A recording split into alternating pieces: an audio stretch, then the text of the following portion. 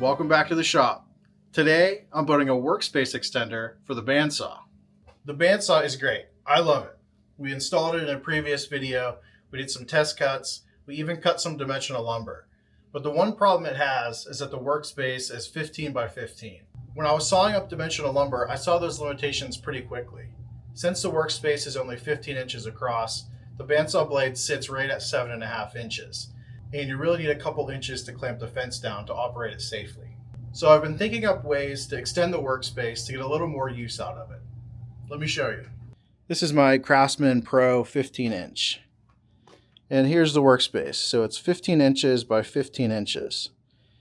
The bandsaw blade sits right there in the center, really leaving you only 7.5 inches to cut. So my plan is to build an insert that we can slide over top of this workspace and clamp to it to extend the useful space deep into the throat and then out on this side a little bit too.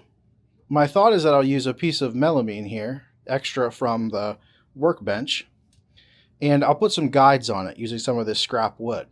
Then once I have those guides in place, I'll slide it over top of this workspace and then clamp it down underneath. Each side of this workspace has this lip. And if I build the guides just right to fit snugly, I'll be able to clamp from this lip to the outside of the guide the whole way around. It'll be important to get these measurements exact so the insert guides fit just over top of this workspace. And it is exactly 15 by 15, maybe just a hair under. So let's get this laid out. So I'm going to use this piece of melamine, and I think that'll be good because it has really low friction with this plastic coating on it. For the guides, I have these pieces of scrap hardwood. And I think it'll be important to use hardwood in this because over time, soft wood can compress and the fit can become less tight. The workspace will sit in this orientation, and I'm going to set the guides up sort of like this. So 15 inches apart on the parallel, and then on this end, I'm going to cut this one down to 15 inches as well. And that should slide directly over the existing workspace. I also think I'm going to run these guides the whole way out to the end.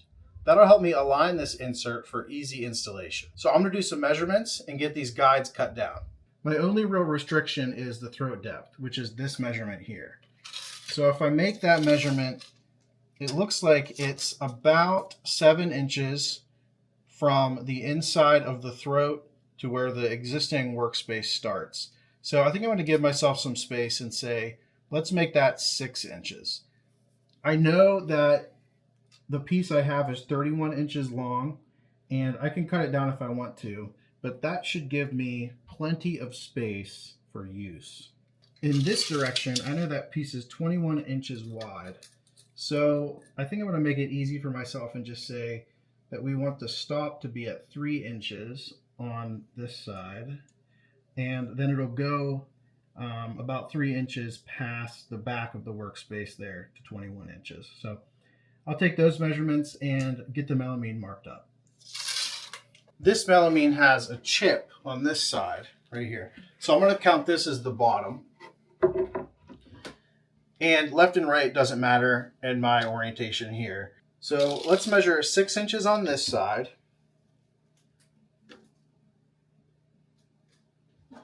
In 2 spots.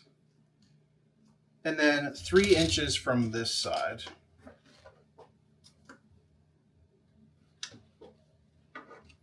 And I'll mark this in 3 spots since it's a little bit wider. Then if we take this measurement again, and we take 6 plus 15, that's 21. We mark it in 2 spots there. Now I'll connect these dots, and we should be able to see the outline of where we need our guides to go.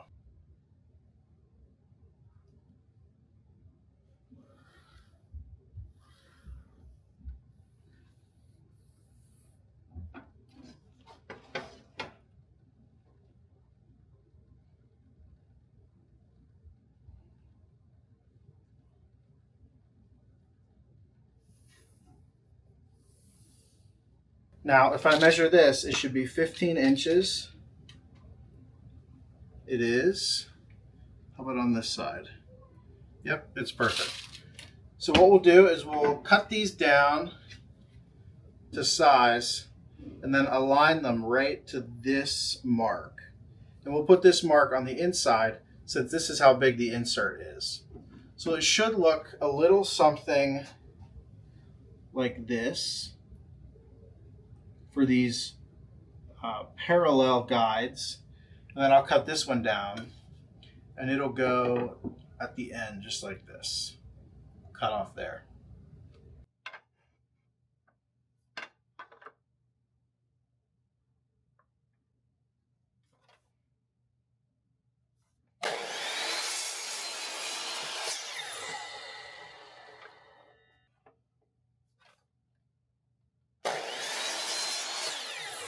All right, here are the parts. We'll align these with the lines, do a little dry fit, and that looks pretty good. Before I screw these down, I'm going to super glue them and then do a test fit to make sure it fits over top the existing workspace. Melamine has this plastic coating on it, so before we can glue anything to it, we need to rough up the surface a little bit. And I like to do this with some 80 grit sandpaper, and then I wash away the little pieces of plastic from the sandpaper with just a wet paper towel. Now let it air dry and get to gluing.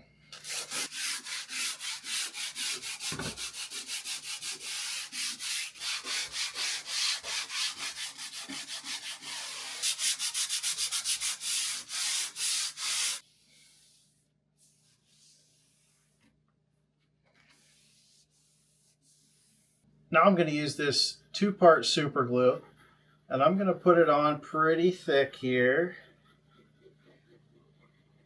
Coat this whole side. The 2-part part of this is this accelerator. It works really well. Evaporates pretty quick, so you got to act. Align it with this top part first. Bring it down on the bottom. And then press and hold for just a few seconds and it should set. If you've never used a 2-part instant adhesive before, I love this brand, but there are many brands out there. I'll leave a link in the description to this one specifically, but they work really, really well. I mean, this is already dry after just 15, 20 seconds, and look, I mean, it's on there. Okay, here is the dry fit. We're hoping this fits good and snug.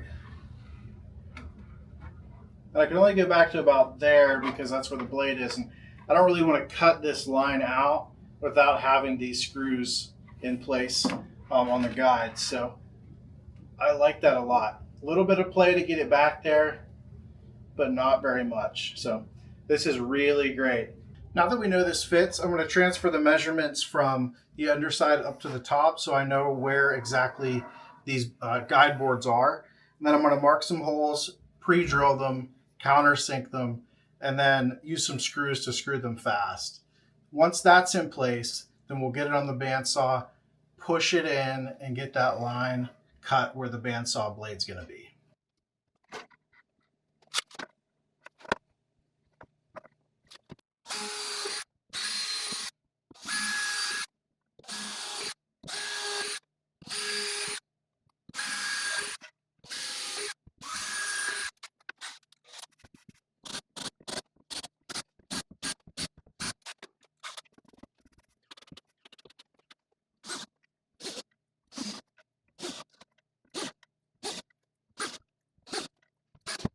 Here's what the top looks like now. So I drilled and countersunk 1-inch screws. So it's still smooth on the surface. Shouldn't catch anything, but those guides are screwed fast. So you could come up from the other direction, I suppose, but with this specific material, I just feel safer if the screws are on this side. Now I have to turn the bandsaw on, slide the insert over top of the workspace, and cut out the path for the blade. So I'm going to get this spun up and then slowly feed the insert over top of this workspace.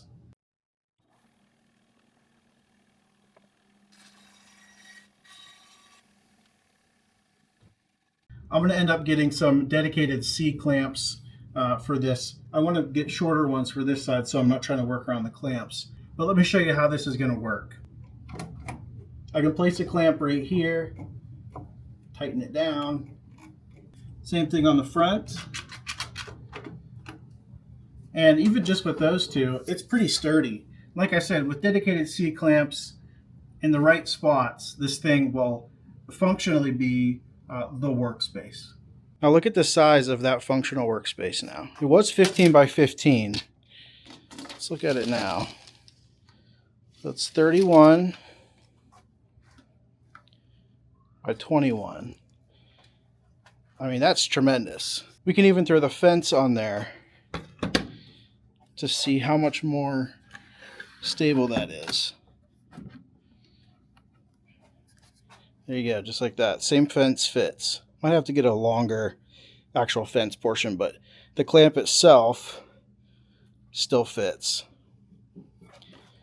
I mean, we have doubled the size, doubled the width, over doubled the width, and some of the depth too, increased by 6 or 7 inches. So that is really cool. I'm really, really happy with that. Cutting longer pieces, doing more dimensional lumber. I think this is really cool. One thing to mention is that this is 3/4 inch. So we are losing 3/4 of an inch off of the total thickness that we could cut with this. But I think the benefits outweigh the restrictions with being able to just cut something so much wider. I hope you found that interesting. Doubling the workspace on the bandsaw was something I knew I wanted to do as soon as I got it in here. And this insert over top of the existing workspace helps me do that. I hope you found this interesting or helpful if you plan to build your own.